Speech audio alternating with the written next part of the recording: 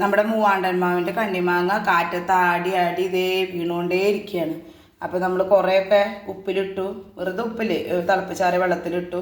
അപ്പോൾ അത് നമുക്ക് മടുക്കുമല്ലോ, 2-3 ദിവസം കഴിഞ്ഞ് നമുക്ക് എല്ലാതും മടുക്കും. അപ്പോൾ ഇനി ബാക്കി ഇന്ന് കിട്ടിയത് നമുക്ക് ഇങ്ങനെ ചെറിയൊരു പെട്ടെന്ന് ഇടുന്ന ഒരു കുഞ്ഞച്ചാറ്, വലിയ ഫസ്റ്റ് ക്വാളിറ്റി ഒന്നുമല്ല. കണ്ടില്ലേ നിങ്ങൾ, നല്ല മോശം. ഞാൻ മാറ്റി വെച്ചു, അതിൻ്റെ അണ്ടിയൊക്കെ കളഞ്ഞ് വെച്ചിട്ടുണ്ട്. ഇപ്പോൾ ഇത് ഒരു വലിയ പരിവുള്ളതാണ് കിട്ടണേ. പുറത്തേക്ക് ഇറങ്ങി അപ്പം കാണരുത് 4. അപ്പോൾ അങ്ങനെ പറക്കി വെച്ചത് ഇന്ന് രാവിലെ പോയിട്ട് പറക്കിയപ്പോൾ കിട്ടിയതാണ്. നല്ല ചെറുതൊന്നും ഞാൻ എടുത്തിട്ടില്ല.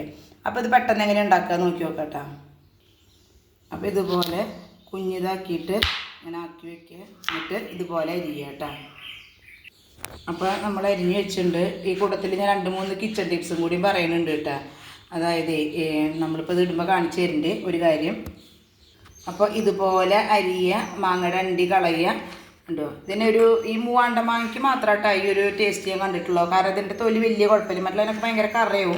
അപ്പോൾ മൂവാണ്ട മാങ്ങയുടെ കണ്ണിയാങ്ങിയാണ് ഞാൻ ഇത്രയും രുചിയിൽ കഴിച്ചിട്ടുള്ളത്. കുട്ടികൾക്കൊക്കെ ഭയങ്കര ഇഷ്ടമാണ്. അവർക്ക് ഈ ഉപ്പും മുളകൊക്കെ തിന്നാൻ ഭയങ്കര ഇഷ്ടമല്ലേ. എനിക്ക് ഭയങ്കര ഇഷ്ടമാട്ടോ ഈ പ്രായത്തിലും. അപ്പോൾ നമ്മുടെ കുട്ടിക്കാലത്തൊക്കെ ചെയ്തിട്ടുള്ളത് കൊണ്ടായിരിക്കാം എനിക്കിത് ഇത്ര ഇഷ്ടം. അപ്പോൾ ഞാൻ പറയാൻ വന്ന ടിപ്പ് എന്താണെന്ന് വെച്ചാൽ, ഇത് കണ്ടത് നിങ്ങൾ ഉപ്പ് പൊടിച്ച് വെച്ചതിന് വേണ്ട. അപ്പോൾ നമ്മളൊരു കാലത്ത് ഈ പൊടിപ്പിൽ ഭയങ്കര കെമിക്കൽ ചേർക്കുന്നുണ്ടെന്നൊക്കെ പറഞ്ഞ ആ ഒരു സമയം തൊട്ട് ഞങ്ങൾ കല്ലുപ്പ് വാങ്ങിച്ചിട്ട് പൊടിച്ചിട്ടാണ് പൊടിപ്പായിട്ട് ഉപയോഗിക്കുക. അപ്പോൾ കുറച്ചും കൂടി നന്നായിട്ട് ഇരിക്കും തോന്നുന്നു, കാരണം മറ്റേതിന് കുറച്ചുകൂടി കെമിക്കൽ ഉണ്ടാവും. അപ്പോൾ ആ ന്യൂസ് കേട്ടോട് കൂടിയിട്ട് വർഷങ്ങളായിട്ട് ഞങ്ങൾ ഈ ഒരു പരിപാടിയാണ് ചെയ്യുക. അപ്പോൾ ഇതൊരു ടിപ്പാണ് കേട്ടോ.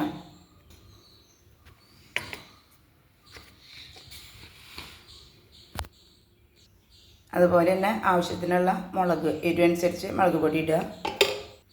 പിന്നെ നമ്മുടെ കുറച്ച് പച്ച വെളിച്ചെണ്ണ, ശുദ്ധമായ നമ്മുടെ വീട്ടിലെ ആട്ടിയ വെളിച്ചെണ്ണയാണെങ്കിൽ അടിപൊളി, അത് കുറച്ച് ഒഴിക്കുക. ഇനി വെളിച്ചെണ്ണ വീട്ടിലില്ലെങ്കിൽ മേടിച്ച് വെളിച്ചെണ്ണയിലും മതി ഇട്ടാൽ ഓയിലൊന്നും ഒഴിക്കരുത്. ഇതിൻ്റെ ഒരു രുചി ഇത് തന്നെയാണ്. നന്നായിട്ട് മിക്സ് ചെയ്യുക. മിക്സ് ചെയ്തിട്ട് നമുക്ക് വെള്ളം ഇത്തിരി ലിക്വിഡ് പോലെ ലോഷൻ പോലെ വേണമെന്നുണ്ടെങ്കിൽ കുറച്ച് പച്ചവെള്ളം ഒഴിക്കുക കേട്ടോ.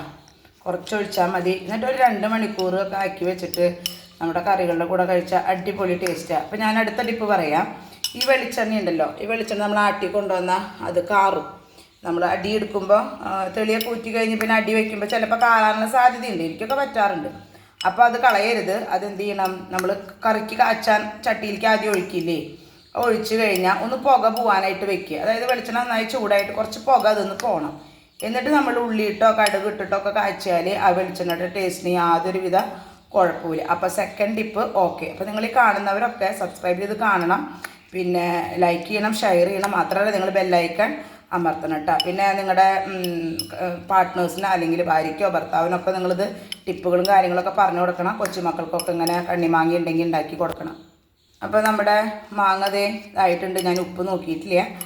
ഈ ഇത്രയൊരു ഇതാ ഞങ്ങൾക്ക് താല്പര്യം. അതായത് ഈ ഒരു കൺസിസ്റ്റൻസി എന്ന് പറയില്ലേ, അതായത് ഇത്ര മതി ചാറൊക്കെ. വല്ലാണ്ട് ചാറായാലും പച്ചവെള്ളത്തിൻ്റെ ചുവ എടുക്കും. നമ്മളിത് വേറെ ഒന്നും ചെയ്യണില്ലല്ലോ. അപ്പോൾ ഇത് കുറച്ച് നേരം വെച്ചിട്ട് ഒരു 2 മണിക്കൂർ കഴിഞ്ഞാൽ ഇത് നല്ല അപ്പോൾ നന്നായിട്ട് ഇതിലേക്ക് പിടിക്കുക. കറി ഇതൊക്കെ രസം.